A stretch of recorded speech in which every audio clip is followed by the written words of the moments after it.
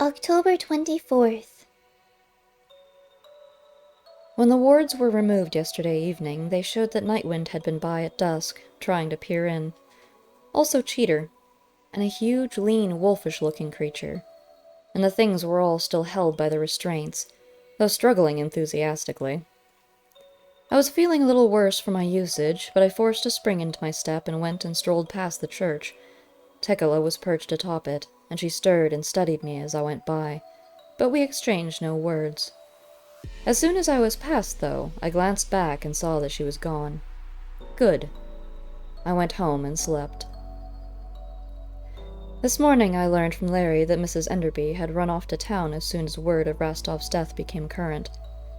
Later in the day, the great detective had shown up to view the remains and the premises. I brought Larry up to date on everything that had happened after I'd left him, and he assured me that he had not been by the house last night. He told me that he intended to rescue Lynette, but that she was safe enough for now. If he freed her too early, there would be pursuit both physical and non-physical, now the power was rising strongly. And, more importantly, there would be time for the vicar to make other plans, jeopardizing some unknown innocent. The timing, he said, would be very important. Weakening the vicar this way, he decided, could well be his main part in things. I told him that I'd help any way I could. I rested a lot afterwards, and visited with Greymalk. It began to rain late that night, a steady drizzle. Jack was in his laboratory, distilling essences or something like that. I had spoken with him last night, of course, between midnight and 1, keeping him current in all particulars of my adventures. Isn't your association with Jill a little awkward for this far along in the game? I'd said, near to 1 o'clock. Strictly professional, he replied. Besides, she's a good cook. And what about you and the cat?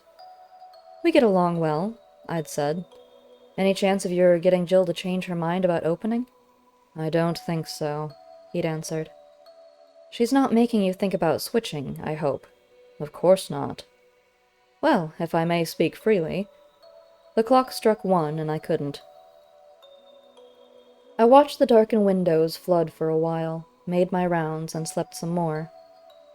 When all hell breaks loose in our vicinity, it does it with style. I was awakened by an enormous thunderclap, sounding as if it had occurred just overhead, and the brightness of the lightning stroke had been visible through my closed eyelids.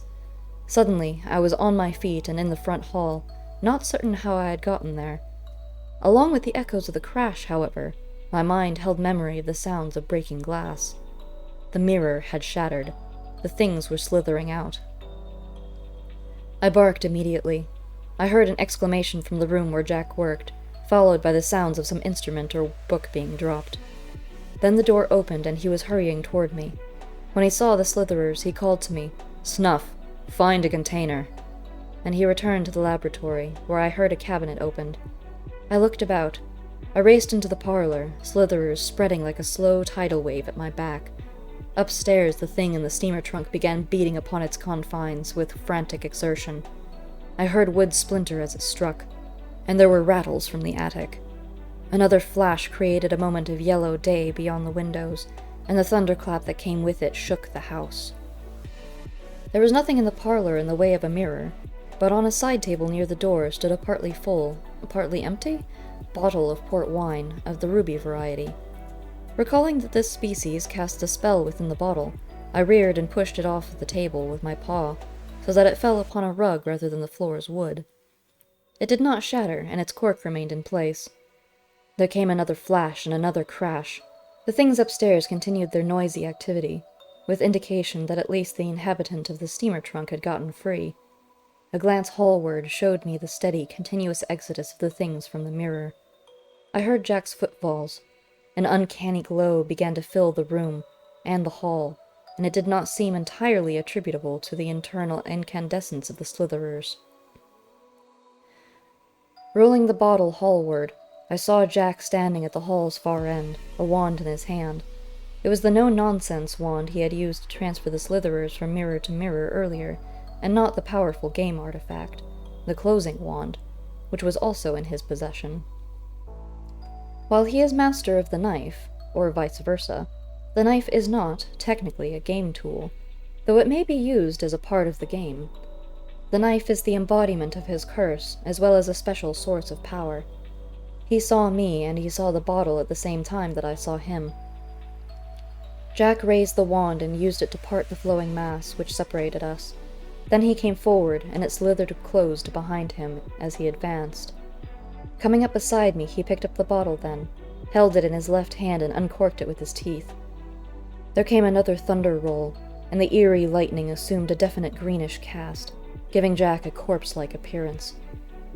There was a scrambling sound overhead, and the yellow-eyed thing from the steamer trunk bounded down the stair, cracking the banister as it came. "Deal with it, Snuff," Jack cried. "I can't." And he turned his attention, and his weapon, upon the things from the mirror, compelling the nearest to enter the bottle. I gathered myself and sprang across the flow of slitherers, moving to the foot of the stair, my lips curled back and hair bristling as the thing came down. Too bad its neck was so short. I knew I was going to have to tear out its throat. The green light hung about it, and the rain sounded like thrown gravel against the roof and windows. The thing spread its arms, ending in very nasty talons, very wide, and I knew that I had to move immediately, in and out, and accomplish it in a matter of seconds if I were to emerge relatively unscathed, which I would need to be to help deal with the sequel, which, even now, I could hear scrambling down the attic stair. The lightning flashed again. I roared to the accompaniment of thunder as I launched myself at an awkward angle. I struck the wall on my way down, for the thing's arm struck me after my jaws had closed like a trap, and I'd applied torque with my entire body, crunching and tearing away at its gullet before I let go to drop back. It was the arm and not the talons that connected with me, though. I dropped, momentarily senseless, to the floor, a terrible taste in my mouth as the thing from the attic came into sight at the head of the stair and commenced its descent. Seeing the thing from the steamer trunk reeling and clutching at its throat, dripping steaming juices, the thing from the attic slowed for a moment, regarding the carnage. Then it rushed downward. I pulled myself to my feet, preparing to face it as it thrust the reeling one aside and came on. Instead, though, the dying one seemed to take its descent as another attack, swung toward it and raked it with its talons. The thing from the attic seized it, snarling, and bit at its twisted face. At my back I could hear Jack moving about, bottling slitherers. A moment later the banister gave way, and the pair on the stair were in the air. Lightning flashed again and again and again, thunder coming and staying, becoming its steady accompaniment, and yet more flashes walked through the sky, entered at the windows, fluoresced in the ubiquitous green to an eye-piercing intensity. The sounds of rain were submerged. The house began to shudder and creak. Copies of the Strand magazine fluttered forward from the mantel. Pictures fell from the walls, sets of Dickens and Surtees from their shelves. Vases, candelabra, glasses, and trays slid from tables. Plaster descended like snow from the ceiling. Prince Albert stared at the blizzard through cracked glass. Martin Farquhar Tupper lay atop Elizabeth Barrett Browning, their covers torn. When the thing from the attic rose, shaking its head, rolling its eyes, casting wild glances about, the other lay still upon the floor, steam still rising from its scaly throat, head twisted to its left. I seemed to hear a growler, prompting me to try for the throat again, and I slashed forward, attempting to repeat my earlier move. I missed my target as it drew back, attempting belatedly to grapple me to it. My impact staggered it, however, and I slashed its left shoulder as I fell. Immediately I secured my footing. I seized its right leg above the ankle and ground down for a bone cruncher of a bite. It recovered quickly and kicked me with the other foot. I hung on for another second's damage before releasing it and scrambling away, able to ride with the second kick. One I figured I could take and trade for something that would slow its movements, but I lacked the bulldog sensibility as well as the physique.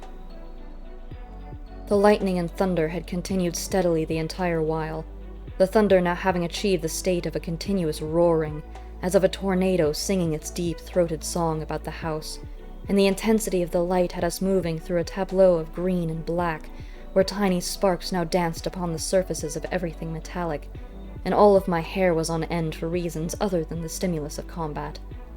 It was obvious now that this was no normal storm, but a manifestation of magical attack. I tried for the thing's other ankle and missed. Turning, I slashed at the arm which swung at me. I missed that too, but it missed me also. I darted away, growling, roared and feinted to its right. It put weight on the injured ankle to reach after me, and went off balance, struggled to recover. I was behind it immediately, passing on that side and worrying the ankle again from the rear. It bellowed then as it tried to reach me, but I hung on until, finally, it cast itself over backwards in an attempt to fall upon and crush me. I relaxed my hold and tried to move away as it did so, but a flailing arm struck me on the head, knocking me to the floor, doubling my vision. Therefore it was 2 Jacks that I saw, wielding 2 blades, piercing 2 monsters' throats. Even as I crawled out from beneath the attic thing's outflung arm, the basement door crashed open, and in several quick bounds the thing from the circle was upon me. "Now, hound, I eat you," it said.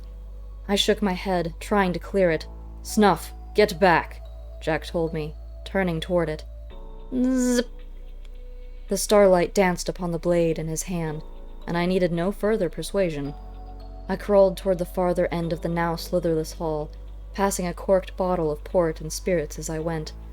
Pieces of mirror gave back green dogs with jagged edges. Zip. I watched as Jack finished his business, ready in case he required assistance, grateful that he did not. Plaster continued to rain down. Everything loose was on the floor. The thunder and the light and the house's shuddering had almost become a part of the environment. I suppose that if you lived with it long enough, there might come a time when you stopped noticing. I didn't really want to wait and see. As I watched the thing from the circle finally fall, following a masterful upstroke, I turned my stronger emotions toward the perpetrator of the onslaught which had caused their release. It was more than merely annoying, having had to put up with them all these weeks and then to lose them this way before they could fulfill their function. Under the proper constraints, they had been intended as bodyguard for our retreat, should one be necessary, following the events of the final night. After which, they would have had their freedom in some isolated locale, obtaining the opportunity to add to the world's folklore of a darker nature. Now ruined, the buffer plan. They weren't essential, but they might have proved useful should we have to exit pursued by furies. When the business was done, Jack traced pentagrams with his blade, calling upon the powers that would cleanse the place. With the first one, the green glow faded. With the second, the house stopped its shuddering. With the third, the thunder and lightning went away. With the fourth, the rain ceased. "Good show, Snuff," he said then. There came a knocking on the back door. We both headed in that direction, the blade vanishing and Jack's hair and clothing getting rearranged along the way. He opened the door. Jill and Greymalk stood before us. "Are you all right?" Jill asked. Jack smiled, nodded, and stepped aside. "Won't you come in?" he said. They did, though not before I'd noted that it seemed perfectly dry outside. "I'll invite you into the parlor," Jack said, "if you don't mind stepping over a few dismembered ogres." "Never did before," the lady answered, and he led her in that direction.